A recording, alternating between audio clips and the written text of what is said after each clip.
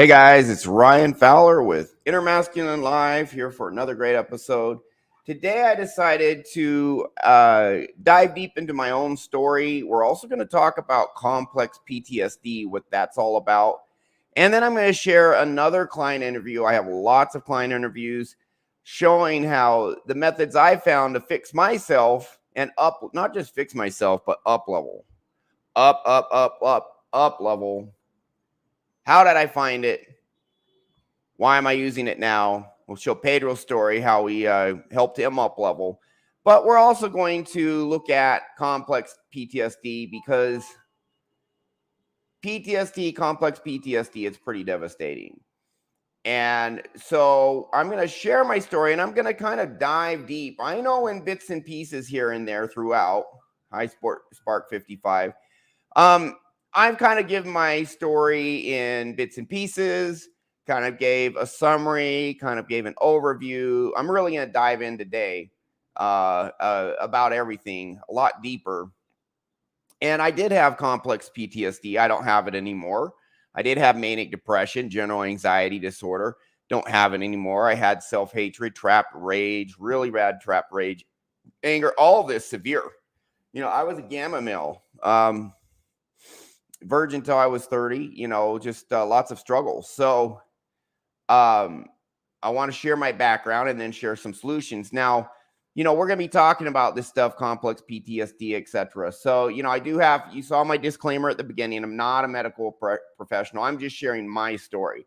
When someone comes to me, I find out I don't diagnose them with anything or treat any malady or disorder. I don't treat your complex PTSD. I don't treat your manic depression. But what I do is I find all the painful beliefs and trapped negative emotion in you, get it out and replace it with unconditional self-love, self-belief in your ability and value. Now you can go after what you want. You believe in yourself, so you believe you can do it. A lot of people don't believe in themselves. So they're like, I'm not going to chase my dreams. Why even try? I'm not going to get it for whatever reason. So we get all this self-belief in you, and that's when people take off. So that's what I'm about. Would that incidentally cure your depression, general anxiety disorder, CPTSD? Well, I can share I don't make any claims, but I can share my story. You can go through and watch lots of client interviews. I think I have 15. I'm about to do number 16 video interviews. I got a lot more audio, a lot more written. On top of that, you can watch their stories and see them share their story, and then you can judge for yourself.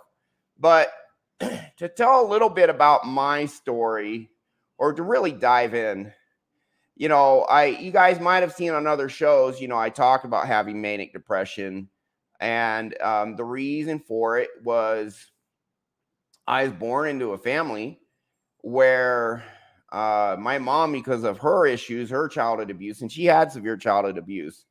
I've forgiven her, but she has narcissistic personality disorder, just full blown. You can research it online, but it was, covert MPD, vulnerable narcissists. You can go online, look at it. There's something called the 24 traits of narcissistic mothers. She had about 85% of those. So severe. That's pretty severe if you have 80% of that. You can Google that. But suffice it to say, because of her severe childhood wounds and poverty and just all sorts of stuff she went through, how she coped with her deep internal insecurities was she had a pathological need to make those closest to her feel worthless so she would feel better about herself. And that's called narcissistic supply. So they're like emotional bullies. A bully, the reason a bully bullies someone, and this is why bullying is not good for anyone. I understand all this at a core level. I was talking a little bit about bullying yesterday. There's some coaches in the red pill community actually think bullying toughens a kid up. It doesn't. The bully's traumatized. The person who gets bullied is traumatized. There's other ways. Hey, you want to toughen up your kid? Put him in jiu-jitsu class, put him in boxing class. At least now he knows he's not being made to feel worthless. Maybe it's tough, but he's learning skills. He's growing. He's building confidence. You're not getting traumatized by that. And you can get tough as nails doing that. or any other challenging things. But anyways, here's what a bully does. Deep down, a bully feels insignificant and powerless. They hate that feeling. So everyone hates that feeling.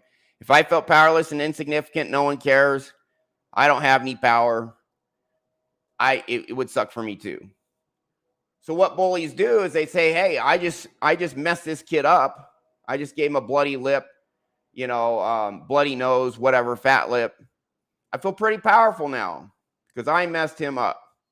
I'm not powerless after all. That's the payoff for a bully. Emotionally healthy people don't go through life wanting to hurt others, criticize others, make them feel like crap. Yeah, I mean, sometimes we criticize if there's a point to it, constructive criticism, or there's some sort of benefit helping people up level or warning people or whatever. I was somewhat critical yesterday on my show, but healthy people don't just going around wanting to hurt others. There's a saying that hurt people.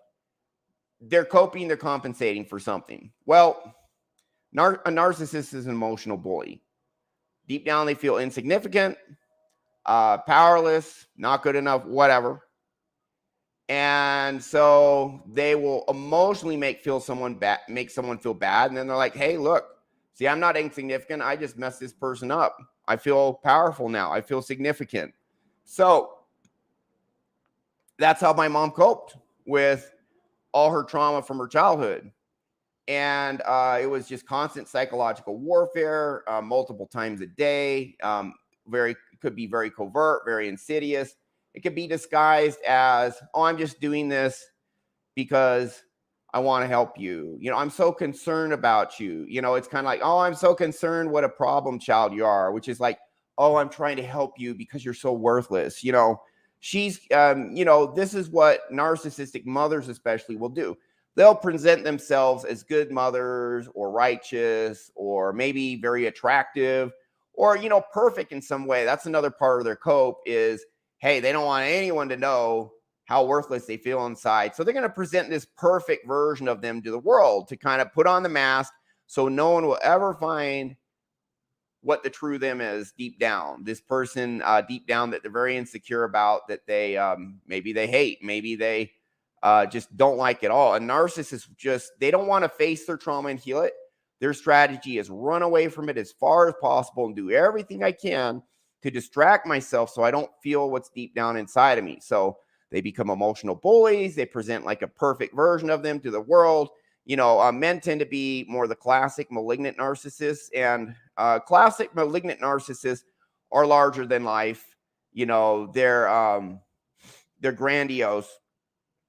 But that's not the only type of narcissist. A woman can do that, but the tendency, because women aren't, as in your face and direct as guys, is they present themselves as very attractive. My mom, when she was younger, was very attractive. Guys all over her. And she learned how to get that validation to deal with what was inside of her. She also learned how to be an emotional bully to deal with what was inside of her. Present a perfect version of herself to the world. So no one would ever criticize her. Everyone would love her. No one would ever see what's deep down in her. So that was her trauma. But because of that, constant psychological warfare against her children. Constant just little insinuations, just massive amounts of micromanaging, manipulation, control.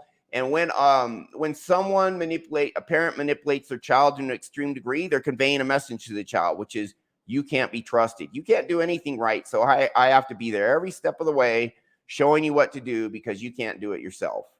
Overprotective, smothering, but coming off as, oh, I'm just so concerned about you. I'm such a good mother. But what's really going on is making that kid feel worthless at a deep, deep, deep, deep level. And then just, criticism, all sorts of criticism, shame, so much shame, amazing amount of shame. And they used their religion as a weapon against me. And guilt, shame, you're bad. Jesus would be disappointed in you. I mean, she literally would say stuff like that. I don't know if she ever said, you're not a good Christian, but she would like others. We had something called a testimony. I remember her attacking my sister's testimony, meaning her faith in the church wasn't strong. So that's a very big thing in our family. And so just a constant amount. constant, like multiple times a day, humiliating me in front of my friends, sabotaging my friendships. If I had a good friendship, she would find a way to make us angry at each other. And yeah, narcissist, arrogant, but incredibly insecure. So my mom would get jealous if I had friends. She wants it all for herself. She would sabotage the friendship and find a way. She'd have the friend come over to my house and then find a way to convince me to say this kid's no good for you, and actually convince me to not want to be friends with the kid anymore. She would find something she could do to drive or wedge in between us. And, when I grew up, I was like the weak, nerdy kid, physically weak, very smart. I'm still very smart. We all have our gifts. I'll address this real quick. You're always baffled by narcissists. They're so arrogant, but incredibly insecure. Yes, the arrogance is a front to hide their insecurity. Now I understand it's a destructive internal cycle of pain, but not going to lie, I still don't totally get it. So if you want to know about narcissistic mothers, Google 24 traits of narcissistic mothers. But I feel they're getting the same payoff bullies get, but in a more complicated way, and from an emotional, not a physical bullying, but emotional bullying. This is why they're called energy vampires. They kind of suck the life out of everyone around them. They get a power trip. If they can affect you positively or negatively, and like 99% of the time negatively, they power trip off that. See, look what I did. I'm not that worthless or insignificant. Look how bad I screwed this person up. Man, I got some power. I'm not insignificant. That's the payoff they get. And they do all sorts of they are masters of psychological warfare. It's just flat out psychological warfare, acts of microterrorism, manipulation, control. I mean, it's in the same family of antisocial, cluster B antisocial personality disorder. MPD is right along there with sociopath, psychopath, borderline personality disorder, histrionic. It's all in the same family. There's a lot of overlap between each of them. And it is on a spectrum. I would say she was like, there's extremely severe. She was like severe. So pretty bad. Pretty bad being raised in a family where if you're a kid, you're born into this world, you know nothing. That's what you know from childhood as a parent like that. And, my dad, I think my dad tries to be a good person, but his dad was a narcissist. It's this whole, your parents were abusive, and then you grow up and marry an abusive partner. That's exactly what it was. I'm sure you guys have seen that. A lot of women do it, but men do it too, honestly. These men that get in bad, toxic relationships, well, they probably had a childhood that was similar to that. So, all right. So to keep moving on, in addition to that, I was bullied. I was the smart, weak kid. I mean, I'd literally be taken to these, gifted classes, which was cool, but then you stand out. Maybe the other kids are jealous. I was pretty thin. My mom gave me shitty clothes. Like I remember a lot of my clothes in like 6th grade were bell bottoms when bell bottoms were not in style. And part of it was, I come from a family of 5 kids. So, part of it was just, it costs a lot of money to raise 5 kids. So maybe didn't always have the greatest clothes. And again, my dad, he tries to be a good person, but his dad was a narcissist. That's all he ever knew was a narcissist family.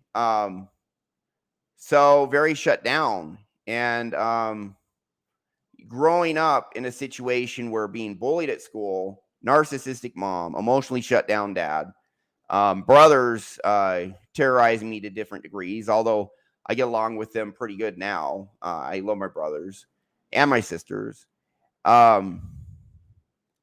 If you are a child and you grow up with no one on your side, no one has your back, there's no one you can turn to, there's no one you can rely on, that will really mess a kid up. I have clients who have one abusive parent and one decent parent, and they have some issues, but in many ways they're doing okay because they had one parent say, hey, listen, don't listen to the other parent. He's just in a bad mood, whatever. It's not really you. That can really mitigate the effects of a lot of abuse if you have someone on your side growing up. But if you have no allies, you get bullied at school, both parents, either not helpful or terrorizing you, adversarial relationships to some degree with siblings, kids like that in situations like that with no one on their side, that's where you see really, really severe trauma. That's where you see them really, really struggle in childhood, but also later in life. You get all this trauma. I am aware with trauma to an intimate degree. I'm going to dive into what complex PTSD is. I got an article here. When you guys see it, you're going to be like, damn, that's severe. And so, I went through school, bullying, and was just traumatized. It doesn't toughen you up. Hey, you want to toughen your kid up? Put him in jujitsu. Put them on the wrestling team. There's ways to do it positively.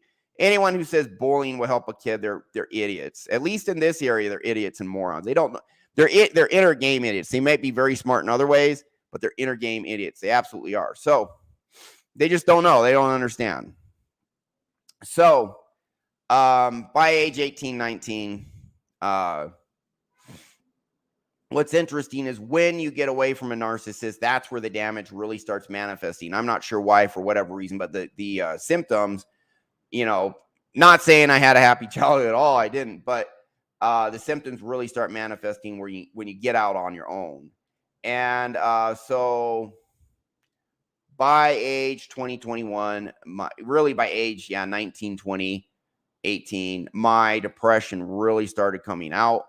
It got extremely severe, 21, manic depression. So I would go a month where I would be super energetic, super productive, super charismatic. Everyone liked me. I was in a religious mission at age 20, and I went through a manic episode right when they put me in a leadership position. And we had something called zones. It's like within the geographical limits of our mission, there were 12 zones, and I was in charge of one of them. And it was second from last place. And like in a month and a half while I was manic, I took it from second to last place, number 11, to number 2. And, when you're manic, everyone loves you because they love your energy. They love your confidence, everything like that. I wasn't manic to the degree. I had bipolar type 2, not type 1. I wasn't manic to the degree where I was like a risk to myself or others. Bipolar type 2 is you're just doing really great, kicking lots of ass. Everyone likes you, feeling great, doing great, but it's unsustainable. So you start to get more tired. This is me. I started to get more tired. When I found out I couldn't sustain the success at this high degree, getting more discouraged. Here comes the despair. Here comes the depression again. Diving back down into the pits of hell. What does severe extreme depression feel like? Well, I hated myself. I was taught that I was a fundamentally bad, evil, sinful, worthless person. No matter how hard I tried, I could not do everything expected of me. And in my childhood, the smallest, tiniest infractions, the smallest, tiniest mistakes were treated as mortal sins, just like these big, massive sins. Oh, my goodness. And, my religion just used as a weapon, the whole, if you don't do everything you can, you're going to burn in hell and, suffer just like Jesus on the cross because you didn't do everything you could. And so you can't take advantage of the atonement, or just whatever. Being taught I was fundamentally bad, evil, sinful. Well, that really started to come out when I got on my own, got on a lot of additional stress. And so I was on this religious mission for 2 years in the Philippines. That depression really came out. I was supposed to be there 24 months. I came home a month early because I just got wrecked internally, absolutely wrecked. I actually called myself a son of perdition, which was in the Bible. That's Judas Iscariot who betrayed Jesus. It's a sin you can never come back from, never be forgiven for. In the depths of my depression, absolutely. Was I behaving irrationally? Absolutely, I was. This is what trauma does to people. So, hated myself. Thought I was irreconcilably, hopelessly, irredeemable. Went to college. They put me on a slew of, started going to talk therapy. They put me on a slew of antidepressants. The antidepressants, again, I'm not giving medical advice, But for me, my opinion, my experience is they made it hard to think. And, 3 semesters in school, my grades were very poor, almost flunked out of school. If one more semester the same grades, they would have kicked me out. I had like a 1.6 GPA. You needed 2.0 or above, or they put you on probation, kicked you out if you didn't get off probation and improve your grades. Anyway, so went off the medication. And when I went off the medication, I probably started having some mania again, too, going off the medication. But it cleared up my thinking. These SSRIs, I went into the science of it. There's been studies done to show the antidepressants, SSRIs, which are supposed to get your brain to absorb more serotonin, which is supposed to improve your mood. There's been studies done now that says, hey, actually people with depression have about the same serotonin level of everyone else. These SSRIs, they do little to nothing for you. The science is out now. That's why they're switching to psychedelics. That's why ketamine is legal in all 50 states now. It's a form of psychedelic because there's so much evidence coming out that since the 90s, early 90s, late 80s, Prozac came out, that this stuff is shit, and it causes lots of side effects. Just turns you into a freaking zombie, causes weight gain, sexual dysfunction, all that. I've been through all that. I've experienced those side effects. Again, not medical advice. I'm sharing my story. So almost flunked out of school, went off the antidepressants, probably went manic for a while. And so I went from a 1.6 GPA the very next semester, 2.9, semester after that, 3.75. So,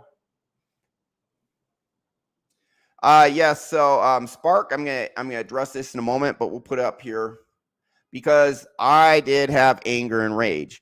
Anger we call dirty fuel. But I do think there are situations where anger is absolutely appropriate. There are situations where anxiety, fear is absolutely appropriate. They are tied in to our fight or flight response. Anger is tied to fight. So I guess I'll address that real quick. If someone's punching your friend in the face and you're angry, well, you're going to punch the attacker in the face and save your friend. Is anger good then? Is that used in a good way? Absolutely. It got you to defend your friend. I'll tell you one thing. This is probably a program I need to clear. I rarely get angry unless I feel someone is threatening my safety, my friends, or my dog's safety, or if I feel someone's trying to bully me. I've had people who are 6'3" start to bully me, try to intimidate me. I get freaking angry. Like, I don't care if they're 6'3", and if they don't back off, I might get my ass kicked, but it'll go to violence. So, and that's just, that's probably something. Now, I don't get violent right off the bat. That, it'd have to really escalate. But I would say 98% of my bad subconscious programs are gone at this point. 98, 99. The ones that are left are small, but that's one is I get a fight response when I feel someone's trying to bully me. I used to have flight, fear, cower. That bad program's gone. So the fight underneath is still there for me. But other than that, like if someone just merely insults me, who cares? Who cares? So, but anger can be used in a good way. Anger is, we have anger for a reason. All our emotions in certain contexts are useful. If you have a good subconscious mind, then you're going to get the right emotions in the right situation to benefit you. Anger when it's controlled. Now, some people tell me that when they were younger, people said, you can't do this, you can't do that, you're not good enough. And they would angry and they'd be like, hey, I'll show them. I'll show them. I'm going to show them what I can do. And I would say, if you don't have any toxic shame tied to that can be mostly good.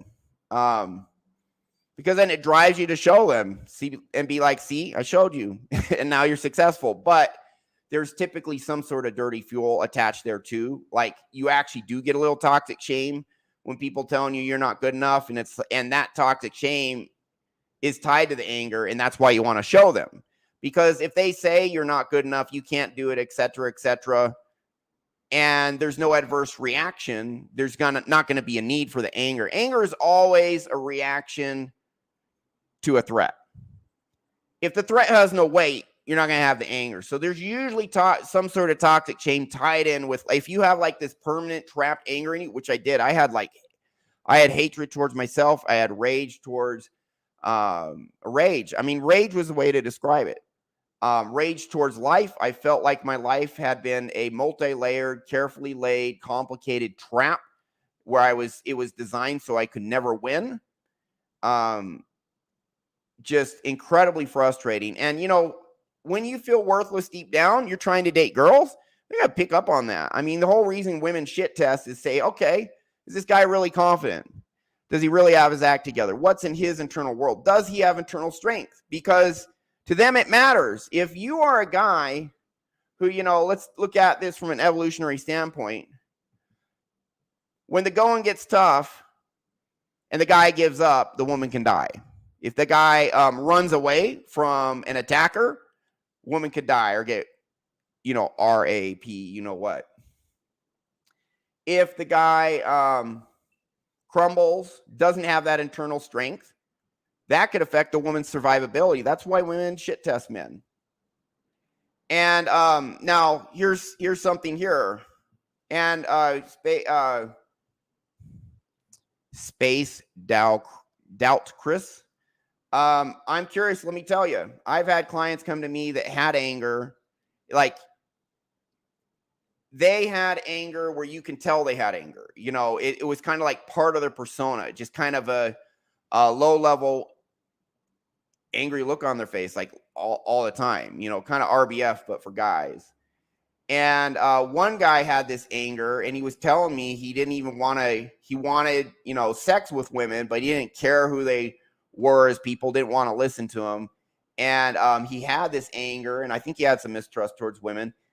He said 90% of women flake on me. He'll set up dates. Maybe the woman gives him a fake number just because she's scared and she doesn't want to confront him because he's angry. So she'll be like, okay, here's my number. Yeah, call me sometime. Flake rate 90% for that guy. I've met a couple other guys that have like anger where women can see it, feel it. And I've never met a guy who had an angry energy who had success with women. And again, I'm not trying to shame anyone, but I think if you got it like all the time, it's going to scare women. I'm wondering what your situation is. Spaced out crits. Now, everyone's different. Maybe your anger is manifesting in a way. Maybe they find it exciting somehow. I don't know. But just my experience is people with trapped anger, it kind of scares women, So I have no idea what this means, EC Smooth. Give him the number of the county dump, but I know you're a good guy. I just don't know what that means. So maybe go to county dump all that anger out. No, man, we'll resolve it. I'm going to play a clip later where a guy had a lot of anger, resentment. One session, boom, gone. You can watch on my YouTube channel the Mark Loros interview. I did two. I did right after his session. I did a follow-up interview 6 months later. It's in the video section of my InnerMasculine YouTube channel. Watch the Mark Loros interview. Yeah, inward anger. Okay, so you can be angry at yourself. You can be angry at the world. I had self-hatred. When I was at my worst, I had self-hatred. I hated myself. And I had massive depression, despair, hopelessness, all of that. And I was angry at everyone I thought had did me wrong. The world had did me wrong. The world's a, brutal place. It's unfair. Some people have it easy, but no matter what I do, I can't win. That caused anger. So,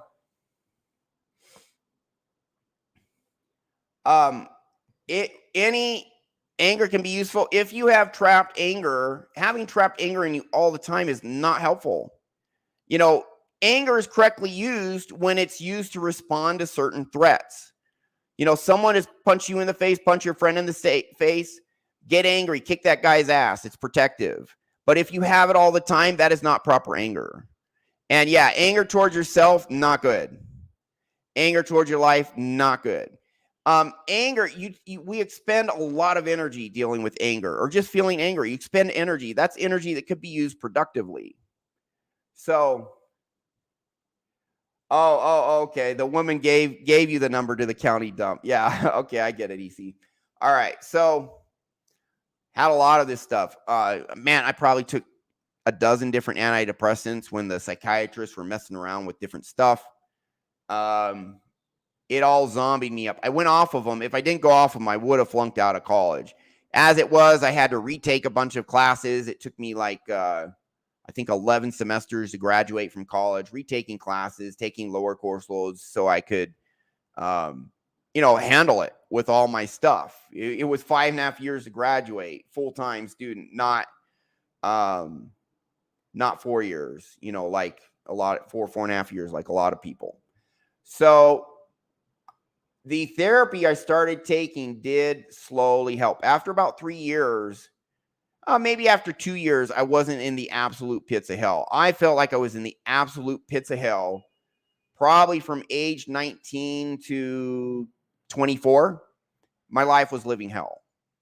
Absolute rage, self-hatred, feeling absolutely worthless, absolutely powerless, feeling like I was a fundamentally bad, evil, sinful, worthless person at a very deep down core level.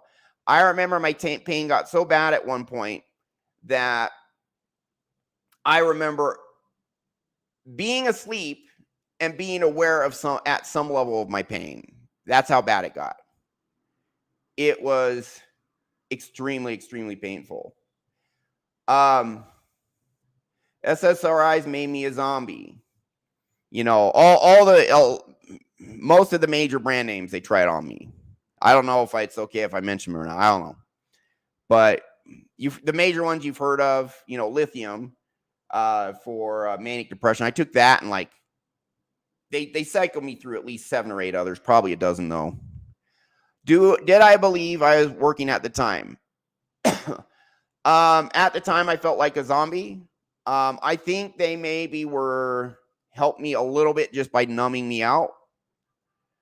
But I was still depressed and my grades went in the toilet. And then I went off the antidepressants. And at that point, I had 3 semesters of therapy. And it took me away from the edge of the pits of hell. I was still feeling terrible. But instead of 10 out of 10 pain, maybe I was like 8.5 out of 10 or 8 out of 10. So I was able to function more. And yeah, I went a little manic. I had manic depression. So that once I had one semester, 3.75 GPA. That was a manic semester, But manias for me were never sustainable. You go at such a high pace, you just get worn out, and then you get down on yourself for getting worn out. Oh, I'm not achieving at this level I want to anymore. And you start blaming yourself and then just spiral down into a deep, deep, deep depression again. So, yeah, so that's my story. And terrible, terrible luck with women. I was in I was raised Mormon. I was in a Mormon university, very, the most prestigious Mormon university. They only have like 2 or 3. What is the most prestigious one? Considered a fairly prestigious university, BYU. And at BYU, these Mormon girls are raised in a certain way, and I think they give out a lot of first date pity dates. And so I got a lot of first date pity dates, but almost never got a second date.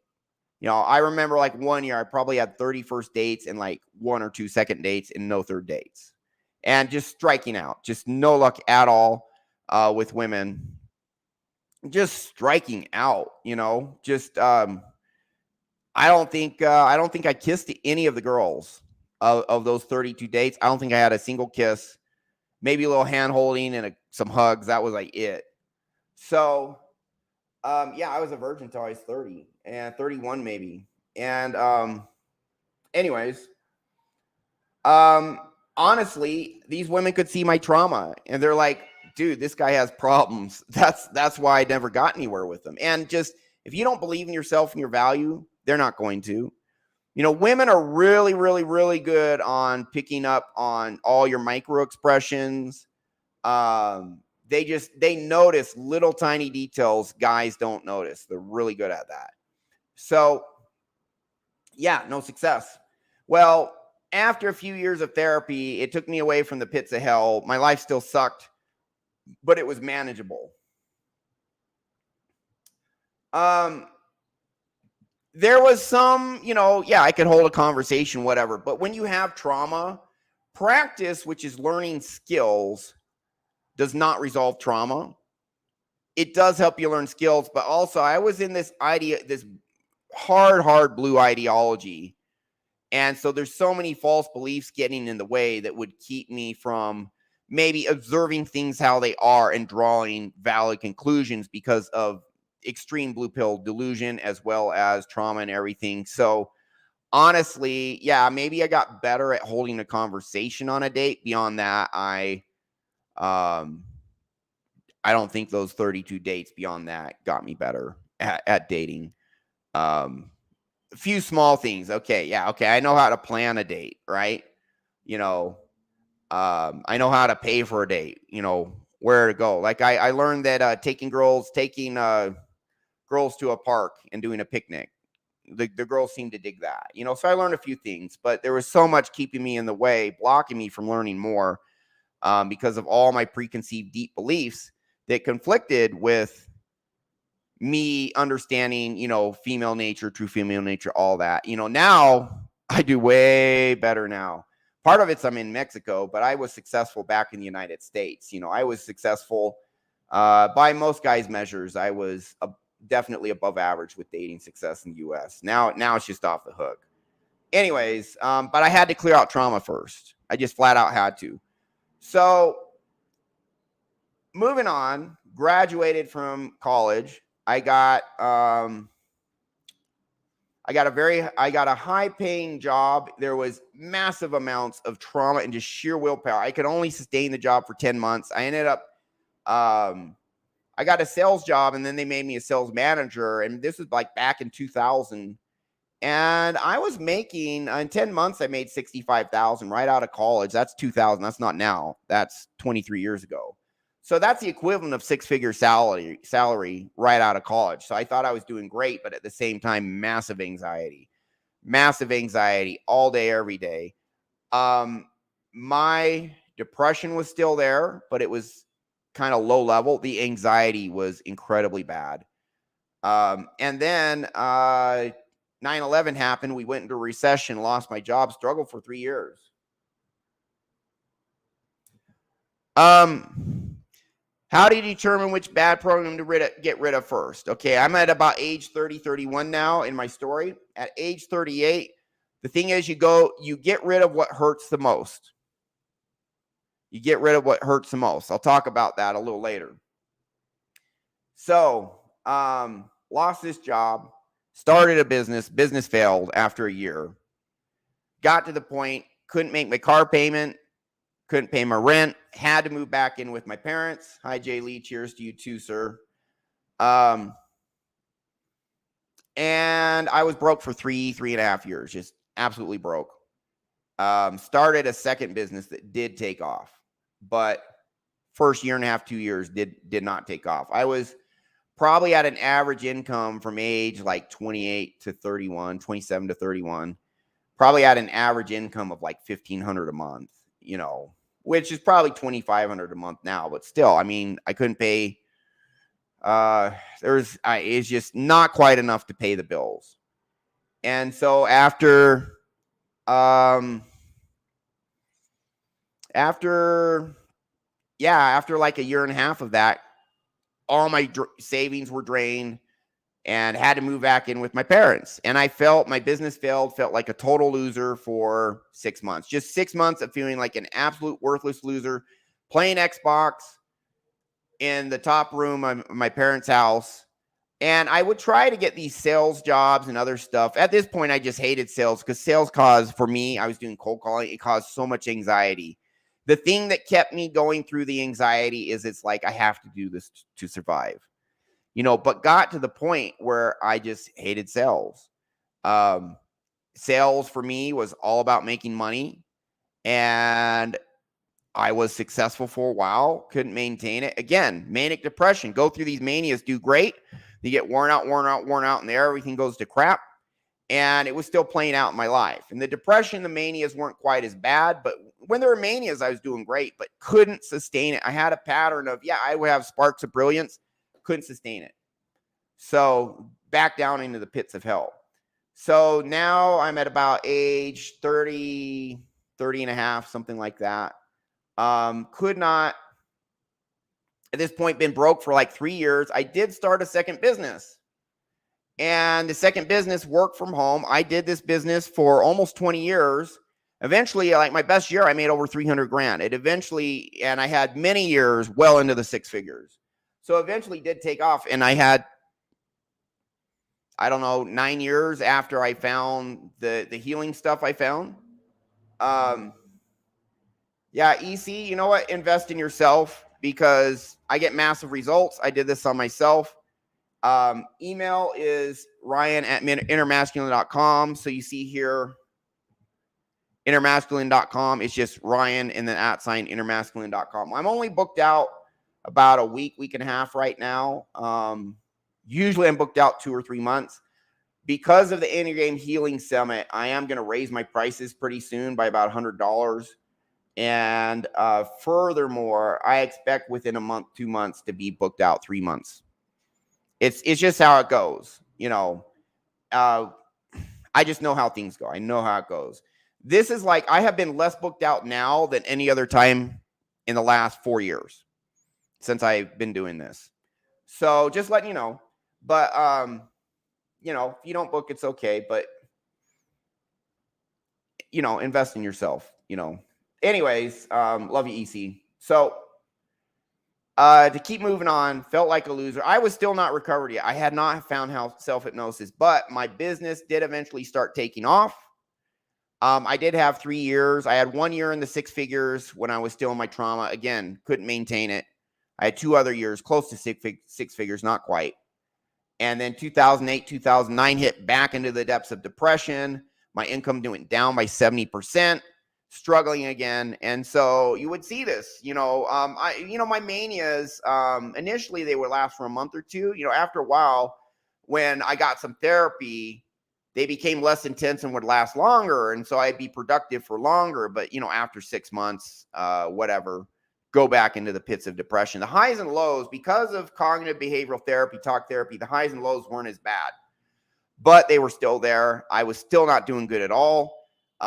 So had some good years with my the day job, the business I started, work from home, solopreneur.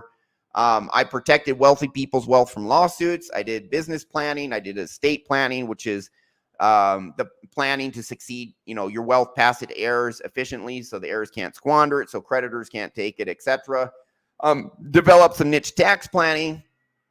I ended up writing a book with a former law professor who had a PhD, 2 law degrees, one of the top guys, because I was smart. I do have strengths. And I always knew I was smart. I always had self-belief that I was smart, book smart, and I am. I'm like low-level genius IQ, just straight up. But all these other parts of my life, just like gamma male, just worthless, etc. But because I always believed I was smart, that's like the one shining thing. Is in childhood, I was in these gifted programs. I'd always test in the top 1% of all these standardized tests. So here's the thing, spaced out. Let's talk about inner game healing. I hope you're in it. The presentation I'm going to be giving is going to show you how to go in, find your own trauma, and then you get a self-hypnosis audio that is better than the one I first got 10 years ago when I started this. And you can actually go in and heal your own trauma with what I'm going to show you in inner game healing. Now, some people say what I'm going to teach you guys in inner game healing is going to help like 80% of dudes. Good for you. Honestly, 297 for what you guys are getting. Last year, they did I think 5 or 10 webinars. I think they did 10 webinars for $597. Now you guys are getting 20 for half the price. Crazy value. I'm going to show people how to fix their trauma. Now, with that said, it's going to fix maybe 60, 70% of trauma for 80% of people. 20% of people are going to need a one-on-one session. Their situation's complicated. You need to know how to Yeah, man. Let me tell you, last year, Nils, or a year and a half ago, whenever we did the Inner Games Healing Summit before, a year and a half, I'm not sure. I have 30 testimonials. People just putting in the chat how what I taught them changed their life. I had people quitting porn. I had people losing 50 pounds. I have people's income going up. I have just great people saying I was terrified to go in and face what was in me, and I feel so much lighter. I feel so much better now. Like a great weight has been lifted, like just massive permanent shifts. But I'm giving one presentation and one audio. It's extremely powerful, but there are going to be 20% of you guys can't figure it out on your own. Need pro help. And honestly, you guys who can figure it out, you're going to do a lot of progress, and there's going to be stuff you're going to get stuck on and will need some help. So I'm teaming up with John MLD and people in the Inner Game Healing Summit. We're coming out with a very extensive training program that comes with a session with me, but very extensive training and not just one audio, but you're going to get like a dozen with a bunch of video training, like 6-7 hours of me giving you video training, a bunch of group training, like for 3-4 months, a weekly one-on-one session. So if you guys are really serious, those of you in the Inner Game Healing Summit, you're really serious of hardcore taking this to the next level. We got that coming. And the thing is, I sorted out 95% of my crap with self-hypnosis. I'm going to get to that in a moment. I didn't even mean to double my income after doing self-hypnosis, but within 2 years, my income doubled. Well, guess what? When you take all this, I'm not good enough, I'm worthless, I hate myself, massive anxiety, you get rid of all of that and you replace it with self-belief. I have massive value just for who I am enough just for who I am. My depression left, my anxiety left. It did take a while for me to figure out how to fix anxiety. But once I figured it out, it took about 2 years, and then it wasn't that long for it to go away. I did probably have a dozen different things causing anxiety, so I had to kind of knock them down. But one session knocks one thing down, one session knocks another thing down. I mean, the shifts are quick. So I wasn't trying to double my income, but it did. And I'll tell you, then it doubled again. I'll talk about all that. Now I own a roofing company that's a whole other story. Once you set your mindset, your subconscious mind, you get these good programs in, your subconscious is working for you instead of you, and crazy good stuff happens. So, anyways, so here I am at 31. My business is starting to take off after 3.5 years of feeling like a loser, financially struggling, averaging maybe $1,500 a month. And couldn't maintain it. And, 2008, 2009 hit, I crumbled, went down to 30, 40,000 a year. Eventually got up to about 75, but take me to age 38. Blue pill, beta male. Toxic shame is at the core, Nils. That's the first thing you got to get rid of. That messes you up more than anything else. If you want to prepare for the presentation next week, watch my video on toxic shame. It's a very first video on my YouTube. And then watch the high value alpha mindset on my YouTube. It's free. It's an hour and a half.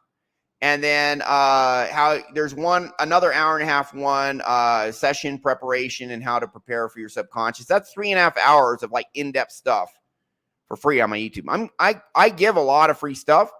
And honestly, this Inner Game Healing Summit, I actually don't get paid for it. And I'm showing you guys how to heal trauma and not even getting paid. You guys have to pay John MLD.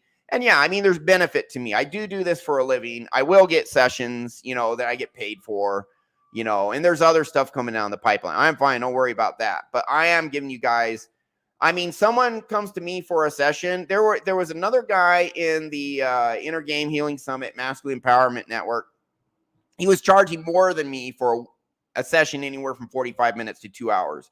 And I give like 5-6 hour session with 3 self-hypnosis audios, with training on how to do self-hypnosis, with self-talk training, life coaching, 5-6 hours. I give crazy value for what people get. And just watch the testimonials, man. I'm going to play a testimonial later today. This is starting to drag out, so I got to get going. But anyways, I have another 10-minute testimonial today. A guy I did an interview for changed his life. You'll see. I got shitloads of this stuff because it really works. Extremely powerful for me. I'm good at helping others because I know what it's like to suffer. I suffered at a very high level, and I use this to fix myself. So I am intimately aware with these techniques. If I wasn't, I wouldn't have been able to fix myself. So fast forward to age 38. My depression, 15 years of therapy, about 100 sessions. I mean, I go like a year and not do any, and then I go back and not do some for a while and go back. The last few years of normal talk therapy did not do anything for me. So after 100 sessions, 15 years, didn't resolve any of my anxiety at all. Resolved about 60% of my depression, which means I'm not in the pits of hell. I'm just kind of low-level blah. That low-level hopelessness. I am not, at this point, 38, when I found this stuff to change my life, I was making average about 75 grand a year. I drove a BMW. I leased one because, single guy, 75 grand a year, single guy can afford a 3 Series, and I'd have occasional dates, but I was a beta male, these epiphany age women, would give me a chance, but usually getting ghosted. Yeah, this stuff does work, man. And EC, I think I do remember your session. It was a couple years ago. It was a while ago. I think I did do a session for you. I'm pretty sure I remember that, but it was a while ago. But maybe it's 3 years ago. But anyways, I do remember an EC Smooth. So anyways, age 38. At this point, it's like my life's plateaued. It's not getting any better. I kind of came to peace at some point with the fact that I would never get an attractive woman. I actually kind of realized I'm 38. I'm starting to decline on my SMV. And I haven't gotten a woman yet. I mean, I had like one girlfriend. Well, no, I had one girlfriend for 4 months, another girl for maybe 6 months. That's pretty much it by age 38. And I'm like, now I'm on the decline. I never figured the woman thing out. One date, they ghost me. Maybe 2 dates, 3 dates, they ghost me. Yeah, 3 years ago. I think it was closer to 3. I don't know. But good session. I remember it was a good session. Anyways, so 38 years old, feeling blah, feeling my life had plateaued. When I was like, I'm never going to get the type of girl I want, I'm defeated. It's not going to happen. I'm on the decline now. I was profoundly sad for 3 days. And then strangely, I felt freed because I was like, oh, now I just don't have to worry about women. Okay, I can't get what I want, but I'm not going to obsess over not having them, not getting them. I'm not going to, feel like crap because I don't have them. I just let it all go. So it's like strangely empowering. This is maybe 6 months before I found the self-hypnosis. So thanks, guys. By the way, my life is so freaking good now. I'm dating hot girls. I'm in Mexico. Girl I was with last night, 9+, straight up 9+. If you saw your photo, I had one guy rate her a 10. One of my friends saw it and they're like, she's a 10. Yeah, being in Mexico, I have leveraged the hell out of hypergamy.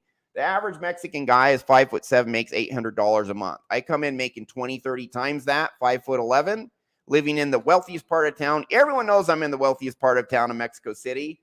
I'm leveraging hypergamy and I'm getting hot girls. Plus, like, just when you get like deep down innate confidence in your ability and value, women pick up on it. They find it sexy as hell. Like, women don't shit test me very much anymore. But when they do, I don't even care. I'm just like, whatever, shut up. This one girl is like, did you just look at my boobs? And it's like, yeah, and I'm going to keep looking at them throughout the night because they're nice. That's exactly how I respond to her. And she got hot for me, because I just owned it. I'm like, dude, I'm a guy. What do you expect, girl? Your boobs are nice. They're hanging out there. You have cleavage. What do you expect? I just didn't care. It's like, if you don't like it, I don't care.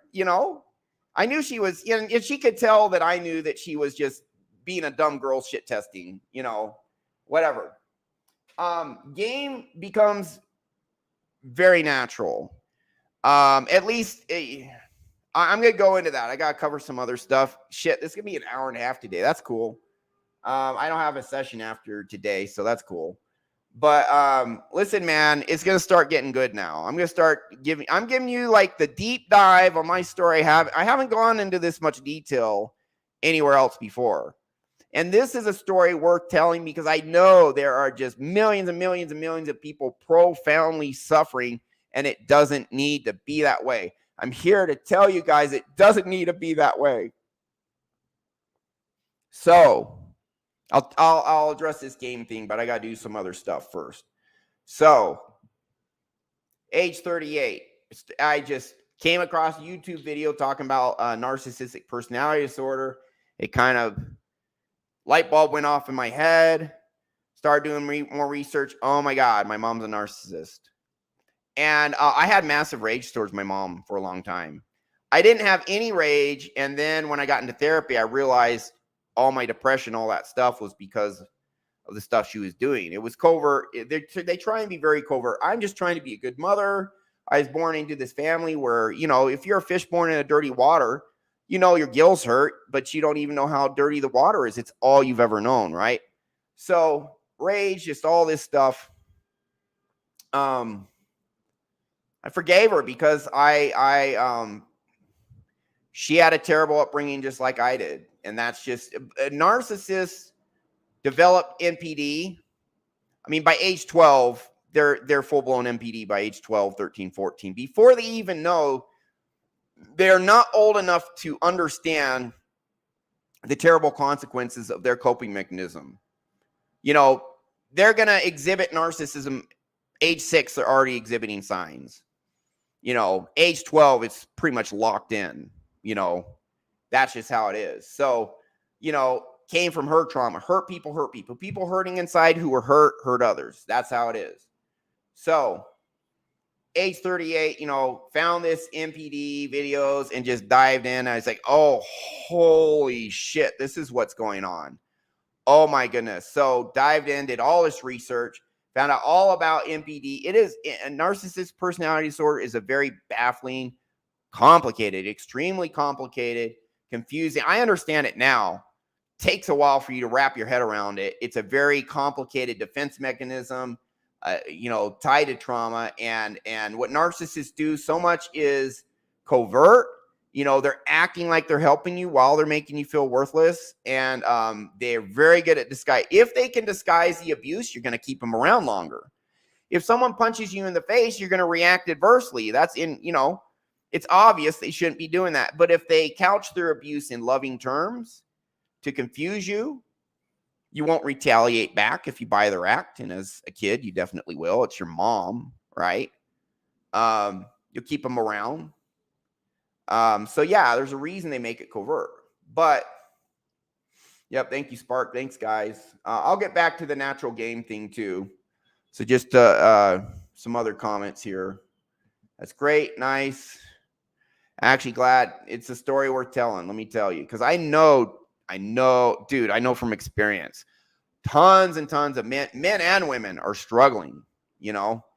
Our society's so freaking dysfunctional, it's going to cause people trauma and people to struggle. 90% to some degree. Now, it's on a spectrum. Some people have mild trauma, some moderate, some severe. But 90% have some, and their life would be better if it was gone. Put in the best beliefs to replace it. Anyways, after I learned about NPD, I found this lady who is a narcissistic abuse recovery specialist, and she does a type of energy healing that you're welcome, guys. Dude, I'm here to change the world. You guys understand I had a job that made almost 200 grand a year, and I quit it 3 months ago to do this full time because I want to help dudes and I want to change the world. I want to make money too. I'm not going to lie. I like having nice things. In the States, I drove a 911 Turbo. It was a great car. I like that stuff, but I'm here to change the world. If I make 60 grand a year doing this the rest of life, so be it. It's not going to be that way. I'm going to do way more, but I'm here to change the world, help dudes, because I know what it's like to suffer. I hope you guys understand. I know what it's like for suffer. I feel compassion for a lot of guys. That's why yesterday on my show, I'm like looking at these, red pill coaches who have a lot of good knowledge, but some of what they do, it pains me when I hear them talking to these guys like that, because I know these guys are struggling. I know how much it hurts. I know these dudes are making it worse for them. And so it's like, listen, I'm not in the business of crapping on people. I got to speak out about this. This is important.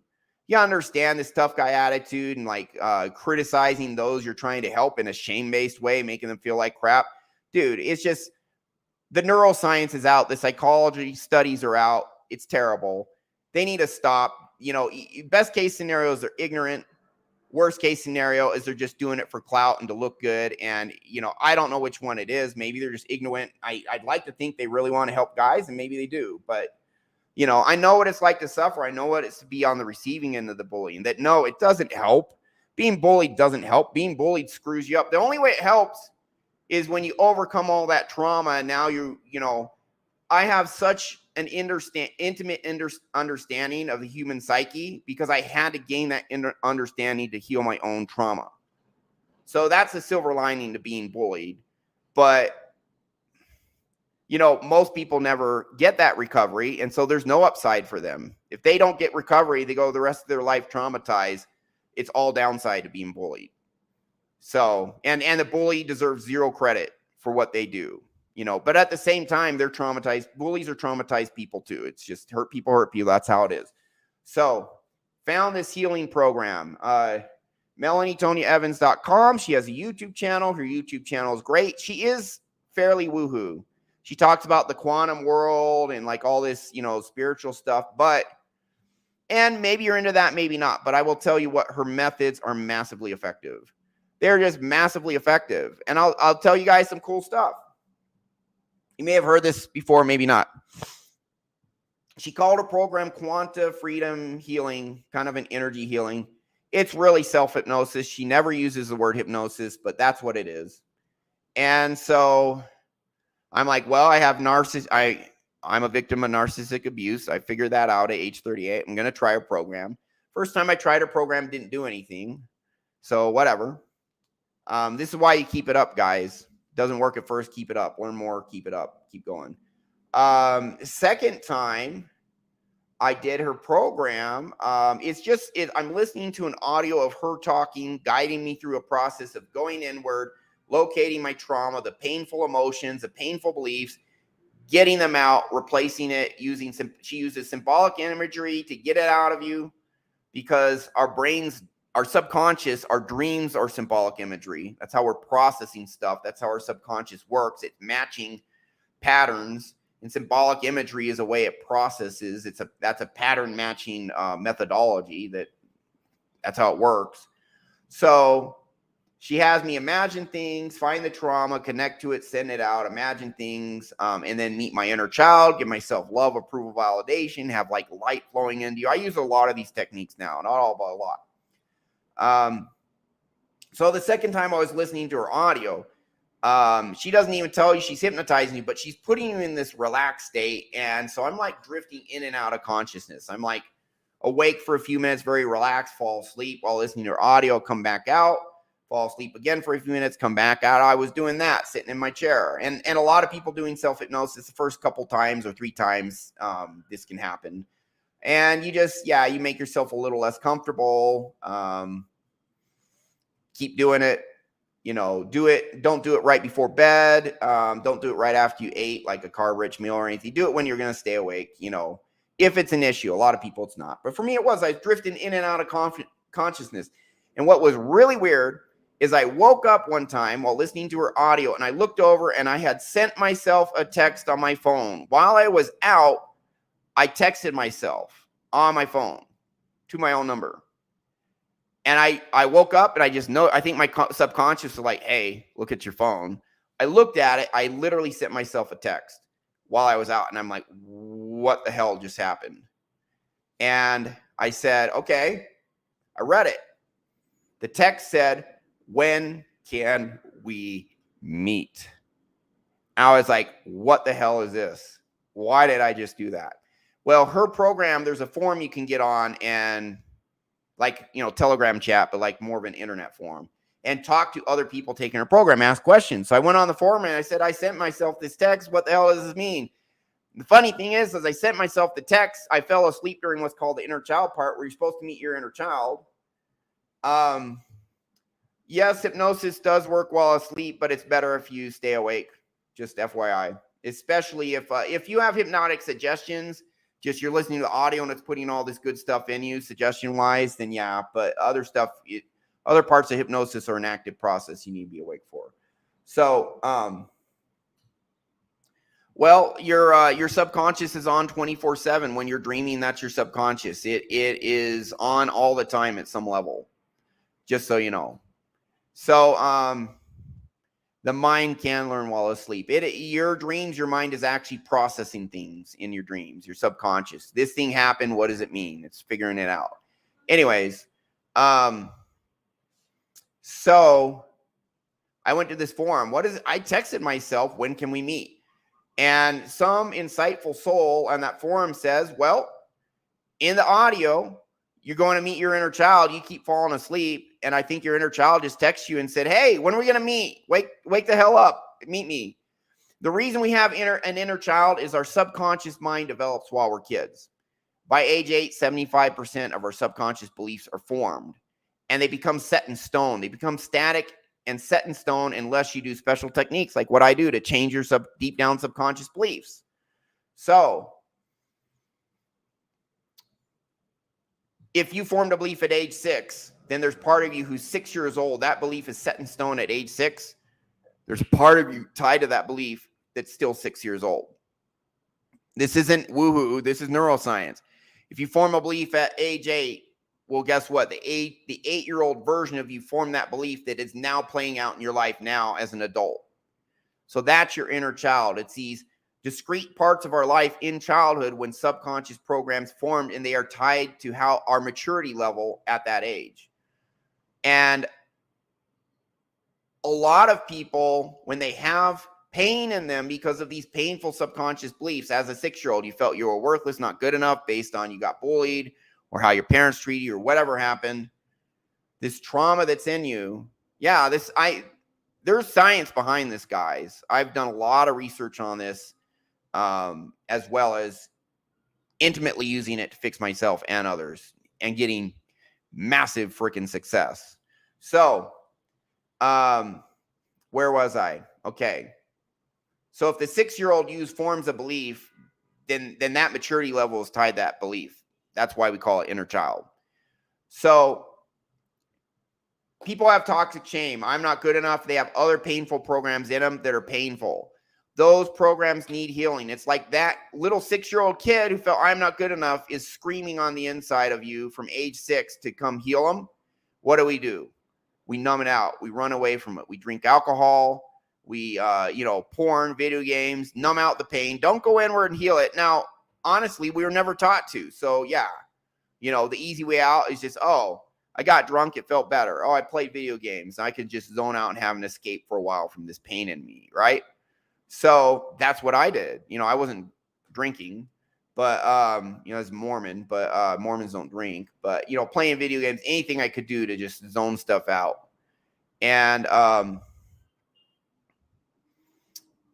And so this part of me that was hurting, I was numbing it out. I was ignoring it. I was running away from it. And it's like, when can we meet? So I started using Melanie's program, actually going in, finding these wounded parts of me in my subconscious and healing them. And I remember after listening to 3 or 4 of her audios to this day, 10 and a half years ago, remember it vividly. I lived on the bottom floor of a 2-story house. I'm walking up the stairs towards my car, and I just stop in the middle of the stairs because for no reason at all, first time I had ever felt this way, I had a small but intense spot of happiness right in my chest. And nothing good had happened that day, and I never felt quite like this before. This is the beginning of unconditional self-love, self-belief that was getting into me by listening to this. And I just stopped, and I'm like, what the hell is going on? I have no reason to feel this way. I'm just walking up to my car, and I am happy for no reason. Like, it was small, but it was intense. I'm like, what the hell is going on? And I said, oh, crap, I think this lady's audios are working. And so I kept it up. And after listening to 10 of her audios, it's like, my life has changed forever. I am at a fundamental core level of feeling better at a fundamental core level in a way that I did not comprehend was possible prior to that point. Kept at it. Clearing toxic shame out, clearing lack of self-belief out, feelings of worth, letting all the bitterness, rage towards mom, dad, bullies, whatever. Like I said, if someone bullies, I don't have any anger, rage towards anyone in my past at all whatsoever, but I can get triggered if someone like threatens my safety of my, and it's probably appropriate to some degree. Probably appropriate to some degree. Someone's trying to bully me, be like, get the F out of my face, loser. It's protective, anyways. So up to that point, now I'm feeling great. Like I'm feeling like I have massive value. Deep down in my core, never felt that way before. I have value just for who I am. My previous paradigm was I have to do a million things right to be good enough, and if I don't do all of them right, then I'm a bad person. And there's so many things I'm supposed to do that I can never do them all. I get 90%, but 90% means I'm still a bad person because of the 10% I didn't do right. And when it came to dating, I felt, Jerry Maguire, You Complete Me, when he's talking to that one good-looking woman, I forgot her name, actress, in Jerry Maguire, You Complete Me. That's me. It's like I'm deficient. I'm not good enough. I'm incomplete. If I found the right girl who would love me, then that would heal me, and then I'd be a complete person. Then I could take off in life. But I mean, I was looking for a mom to give me the love I never got. That's what I was looking for in women. Looking to women for validation to heal the wounds in me. That's what I was looking for when I was dating up to this point. Now I found out, oh my goodness, I can give myself all the validation, love, approval I need, and I don't need it from anyone. It's a very powerful concept. It is a very powerful concept. And by the way, listening to these self-hypnosis audios, this was an audio I was listening to. What that means is the audio was showing me what to do. I was fixing myself. When I say you have more power than you know, what that means, I fixed so much stuff at such a core fundamental level, I did it to myself. So when I say you have more power than you know at the end of my show on my website, you do. You may not know how to unlock it. You may not have the knowledge. Once you get the know-how, the knowledge, the information, you're the one who does the work. I don't heal people. I guide them to heal themselves in sessions, self-hypnosis. So, you asked Spark 55, very interesting. Is the subconscious actually listening, and why can't people learn info while asleep for, say, practicing a test? Well, the info you're talking about is a cognitive function. Our subconscious mind is beliefs, interpretations, feelings, instinct, intuition. Maybe you can learn some stuff cognitively. I don't know. I haven't done enough research, but you're talking about cognitive data, and that's the cognitive portion of our mind. That's not really the subconscious part, just so you know. But I know the subconscious stores data. It remembers all your memories, I don't have enough information on this particular part of the subconscious, so I'm not sure. It's not my focus. So wish I could answer it, but I just don't know. Didn't even know. So you're numbing yourself. Yep. So we have pain, we numb it out, or whatever. Easy, smooth. I was drinking. Well, we have these wounded parts in us that want healing. Instead of healing, we just numb it out and don't address the problem. You actually go in and address the problem. People don't know. I didn't know how to go in and heal my trauma. I found this and then went in. I had resistance. Like, I didn't want to do sessions. I'm like, and it's like, why? And it's like, well, the reason some of these self-hypnosis sessions I didn't want to do is I had the suspicion. What if I go inside and I have this internal shame? I'm not good enough. I'm worthless. What if I go inside and look at that? There's nothing to distract me from what's really down there. There's no video games or porn, masturbate. There's nothing to numb this out. What if I go down and look at who I really am deep down at my core and I find out I really am not good enough? If that's the case, it's all over. I really am hopeless. This is why people self-sabotage. People want to improve in life and they start taking off. But then part of them is like, what if I can't do this? And if I can't do it and I gave it my all, I have now proven to myself that I'm not good enough. That finding that out, if that happens, is so painful. People will sabotage before they get to the finish line because then they can say, I just stopped trying. Instead of, I gave it my all and I found out I really am fundamentally inadequate. That's why people there's other reasons, but that's number one.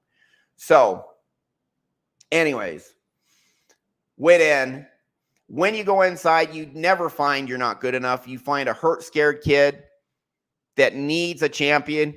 You become your own child's champion. And then you find a source of power. You do it to yourself. And what happened after that, I'm like, damn, I don't need women to validate me. I don't need anyone to validate me. I'm kick-ass just for who I am. Within 2 years, income doubled, well into the six figures now, kicking ass. And I was actually MGTOW for like a while, like 2-3 years, MGTOW. Because I'm like, what do I need women for? I still have bad programs in me based on my upbringing that women will betray me. They're going to backstab me. There's a lot of red pill content, especially black pill content. Women are just going to screw you over. They're selfish, solipsistic. They're only looking out for themselves, and honestly, a lot of the information is technically true, but it's like, okay, here's the female psyche, this big, broad spectrum. You're focusing on the worst parts of the most traumatized women that is true for these traumatized women. And then it's like, okay, that's a true fact in that situation, but you're expanding it to the whole female psyche, saying the whole female psyche is like that. Bullshit. The red pill tends to focus on the negative too much. They don't give an accurate overall holistic picture of how things really are. The stuff they're focusing on are facts, and they can be useful. There are some people like John MLD is good at pointing out the good as well as the bad. I do a show typically every Friday with a lady. She's inner feminine. She's very successful businesswoman, but also a very feminine lady.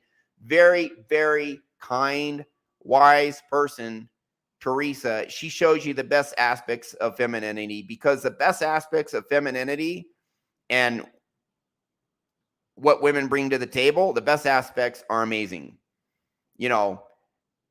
Guys have the good and bad side. Same thing with female. Okay, let's be fair and let's look at all of it, not just the stuff that pisses you off and so you got to watch it and they get more views that way, So anyways, moving on. I was MGTOW for a while. What do I need women for? Because I was chasing them for validation before, and then it's like, oh, I don't need validation. I validate myself. But I had these bad programs thinking that, oh, they're going to backstab me, betray me, etc. Well, a lot of them will, but not all of them will. If you do things a certain way, you can get what you want and make it a win-win, with relationships. Men and women are supposed to be together. After a while, I was like 44 at this point, and I said, you know what? Men and women are supposed to be together. I'm missing out by not having the women problem solved. So I found John MLD right around that time. A little after that. And he kind of sorted me out. And then I started dating, and I was doing 1 or 2 dates a week for 6 months. And it was bringing out all sorts of bad subconscious programs that were there that weren't triggered when I wasn't dating. Started triggering all these insecurities. Oh, women are dangerous. They're going to hurt me. Oh, if a woman rejects me, I still feel terrible, even though normally I feel great. Well, guess what? This self-hypnosis, this process I used before to clear all this other really deep, bad core stuff in me, used it again, boom, fixed it.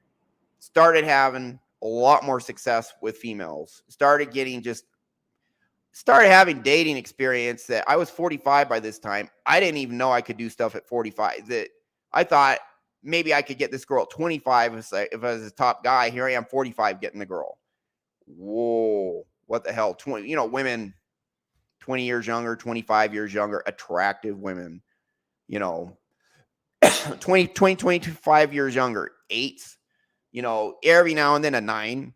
Here I am, 45. It's like, what the hell? Nines are hard to get in America, but you can. If you're high enough value, as a 45-year-old, it's hard to get 9s, but every now and then it happens. So anyways, things were going great. Income doubled. Figured out how to handle anxiety. So I fixed over a few years in and out, fixed 95% of my trauma. My income doubled again. My income got up to over 300 grand until I, quit my old job, but it's building again. I mean, I own part of a roofing. I mean, I got so many irons in the fire.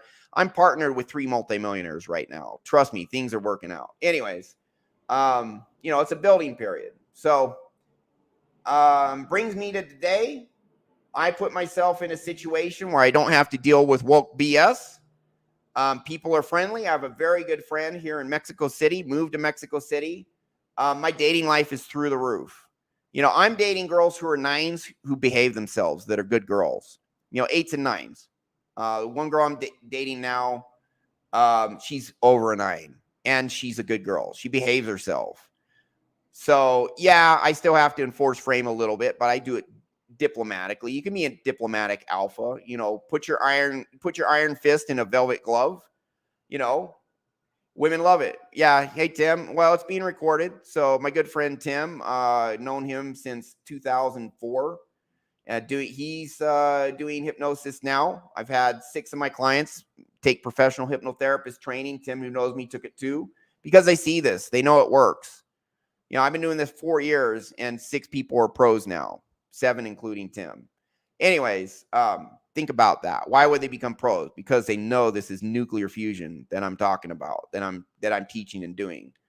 Anyways, that brings us to today. Life's kicking ass. I'm not saying my life is perfect, but it's pretty damn good. I still have to get up and work hard. But I have the self-belief. I don't procrastinate. My anxiety is, it's rare I have anxiety now. If I do have anxiety, there's a good reason. I better pay attention. My subconscious mind's actually telling me something important.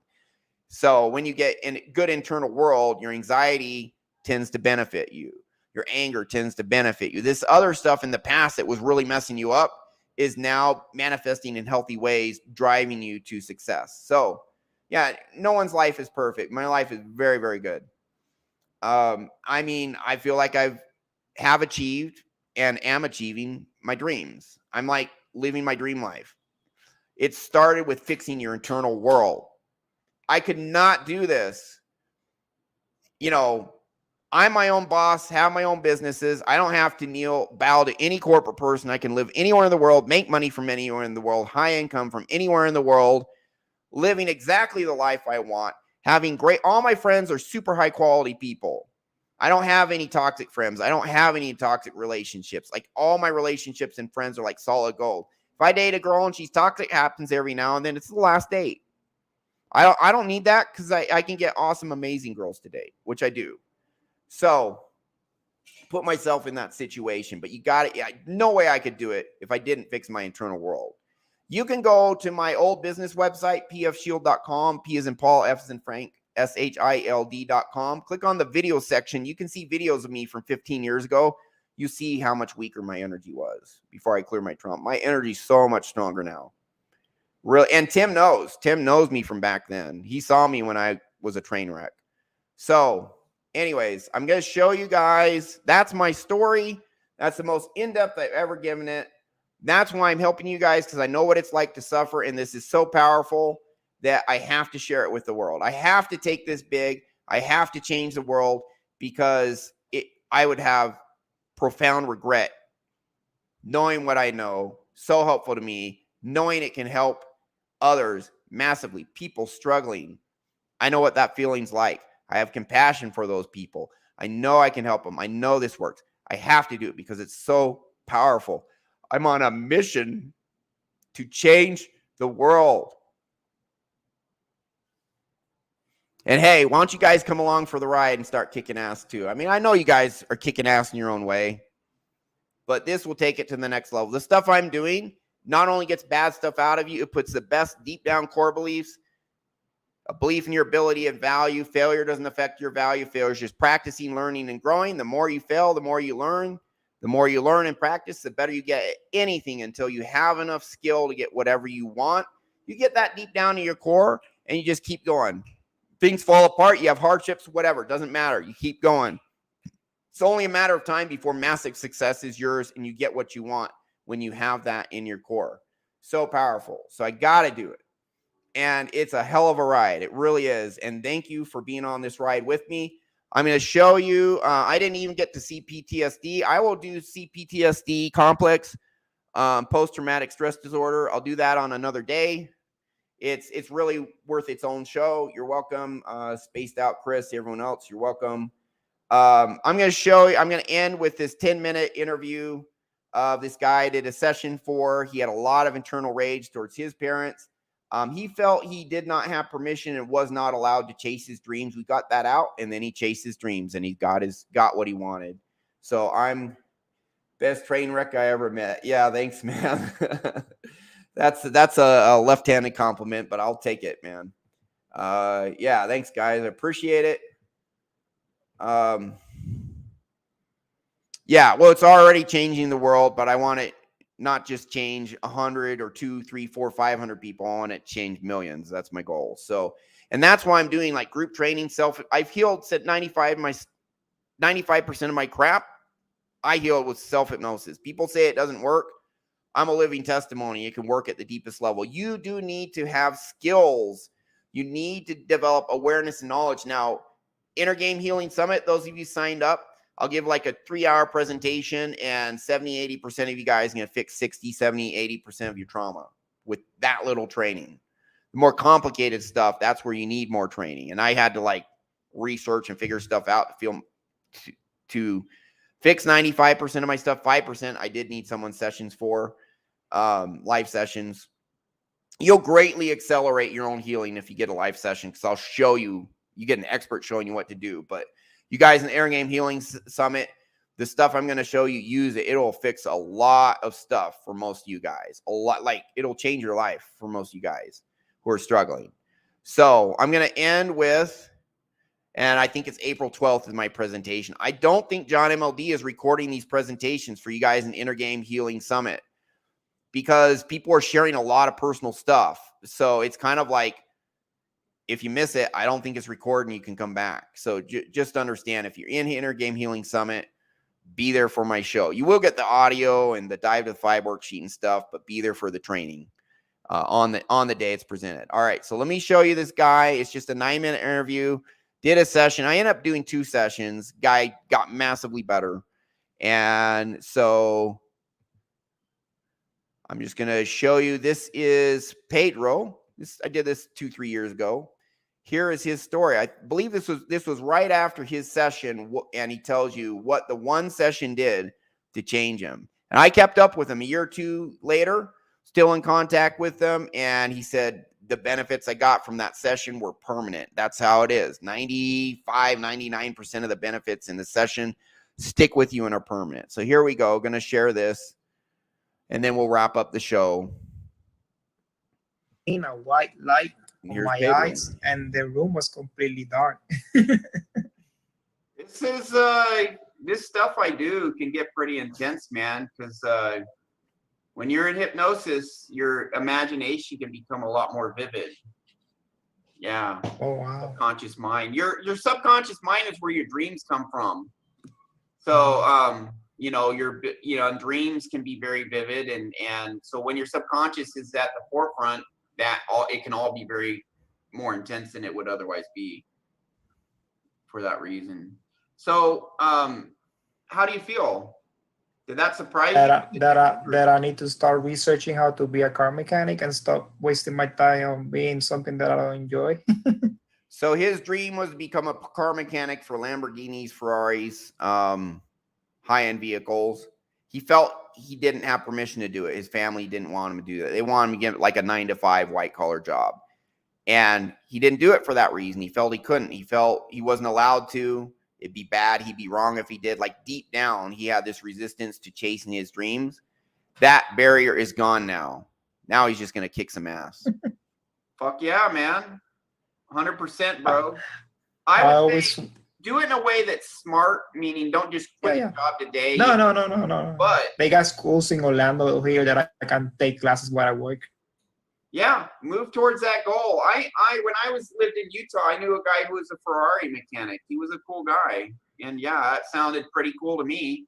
Working on Ferraris. Yeah, badass, man. Yeah, I enjoy having my hands all dirty for some reason. If I don't have, they're not dirty, I'm not enjoying myself. Yeah, live your life. So do you feel different now than from before? Yeah, I feel surprised that I thought my resentment was real hard for my mom, but it ended up being like 10 times higher from my grandma than her. Yeah. So before we did the session, now I'll be honest, usually I go through everything twice, but we had so many different things to cover, I just went through everything once. But I think you cleared a lot of stuff. And you said you were feeling tired in the session. That's a sign that you've cleared a lot. When you feel my hands started to shake violently. I cannot control them. Yeah. So let me ask you though, try to think about your grandma or your mom and see, because before I asked you to think about them and feel resentment, it was pretty easy for you to resent them. Is that right before? Yes. Okay. Yes. So try and think about maybe something cruel your grandma said to you before and tell me what you feel. If you feel resentment or none or a little or less or. Yeah, I imagine in that time that she told me that she wishes my mom was another person, but now I don't care, honestly. It's gone. Yeah, so the resentment on a scale of 0, nothing, 10, really 0. 0. What was 0. It at before? 10, 15, also. That was anger he dealt with his whole life, permanently gone now. One session. That's what we do. That's how powerful this is. It's like, I got to do this full time. I got to switch over, give up my almost 200 grand a year day job, do this full time. This is why, guys, because it's so powerful. I feel compelled and I want to do it. This is great. Okay. Went from a 15 to a 0. Is that right? Yes. Yeah, baby. Yes. I was like, whatever my mom and dad, grandma did is in the past, I'm just ready to conquer the world, man. Amen. So weird. All right, man. So here's the good news is most or all of what you feel now is going to stay with you permanently. Cool. So if the resentment's gone, you might have a little comeback. You might not have any comeback, but if it does come back, it's just going to be just a small sliver. And you can, these audios I'm going to give you, the audios I give you are me speaking and guiding you through clearing this. So I cured my manic depression only listening to audios of a woman speaking and helping me clear stuff. I didn't even have a live session until long after all my manic depression was gone. Okay. So if any comes back, you can use the audios to clear it. You're probably not going to have very much. You may not have any resentment come back. It may be totally gone. If it comes back, it won't be very strong. So it's a permanent benefit. There's other stuff we just didn't have time to get to. I mean, this is 4 hours at this point.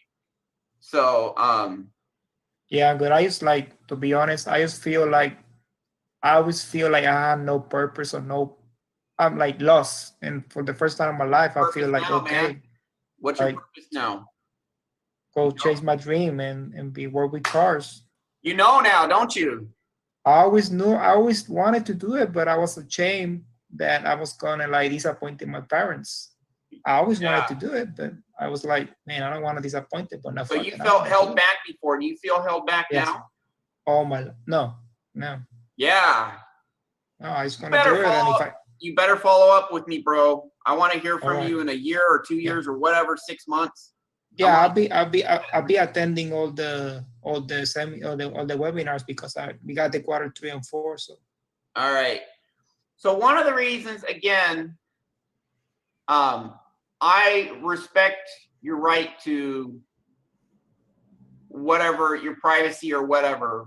Sometimes when a session goes well, I like to record a post-session interview. If you're okay with me, I can do audio only so they don't even see your face, like you haven't said your name now. But if I'm able to maybe put it on my website or YouTube, it's going to help other guys do this that are suffering like you. Would you be okay with that?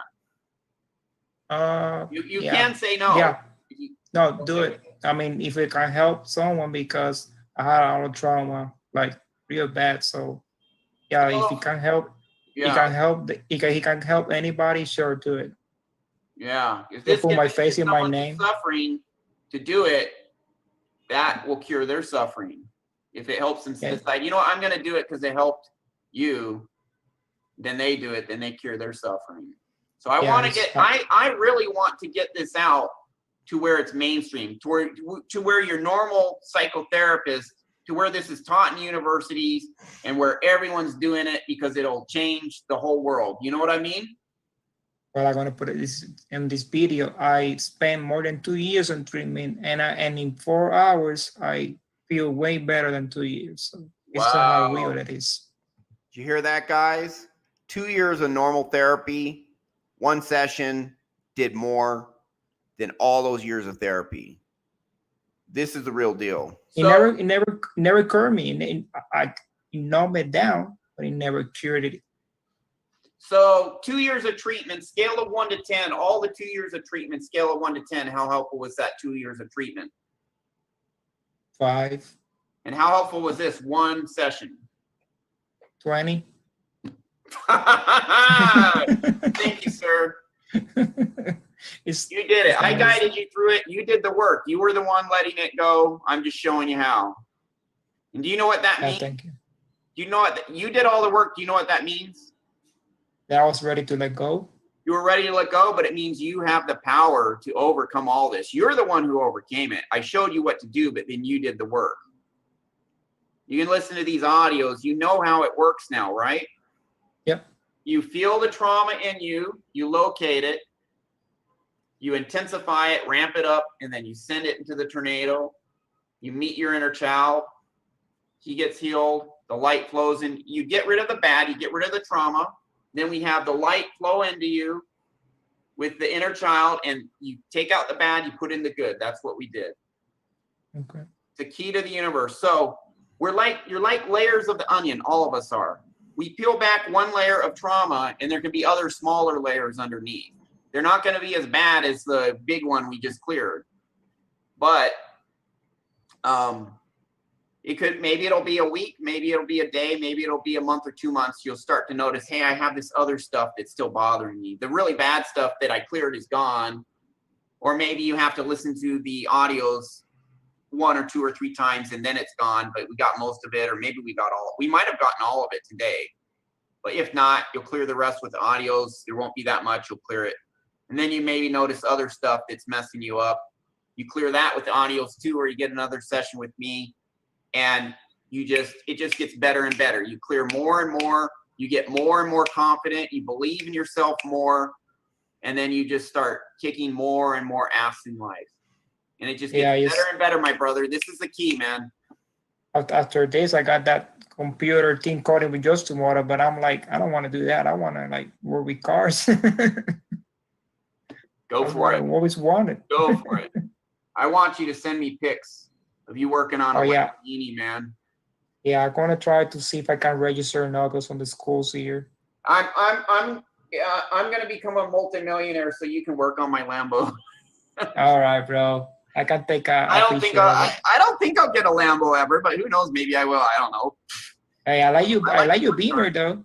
What's your Beamer. Your BMW. I like it. It's feel nice. It's bad, dude. It's badass. It's a fast car. It's not a supercar, but it's like almost as fast as like the C7 Corvette. It's pretty close. The new Corvette is. I'm gonna try and either get, probably a year from now, I'll probably get the new Corvette. Oh, the mid-engine one. The mid-engine, yeah. I have my eye on it. We'll see, man. Yeah, that's pretty bad, man. Too. So just for the audios, just listen to them if I feel like the resentment again, and if it not, just keep going. Or all right, and that's the extent of that. So that's our show for today. Thanks for listening to my story. Hey, what can I say? This is the real deal. And I appreciate going on this journey with you guys. All the comments, I could tell you guys were really engaged. That makes me feel good. Seeing you guys reacting to this. And give this stuff a shot. You know, worst case scenario, it doesn't work for you. Best case scenario, changes your life forever. Totally worth it. My belief is it will. It has for me. It has for many, many, many others. Thanks for listening to my story. This is the most in-depth I've ever gone on that. And I hope you enjoyed Pedro's story too, because he had a big change as well. Everyone can do this. Everyone can get this. So just remember, guys, thanks for watching. And just remember, you have more power than you know.